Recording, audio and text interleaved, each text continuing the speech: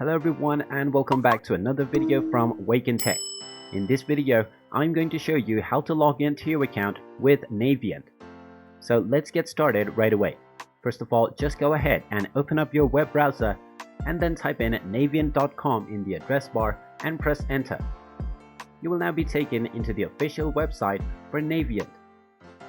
Now in order to log into your account, simply look for the login button at the top right corner and click on it. Now this will open up the login pop-up portal. Just go ahead and type in your username followed by your password. After typing in your username and your password, you can click on the login button and you will be logged in to your Naviant account.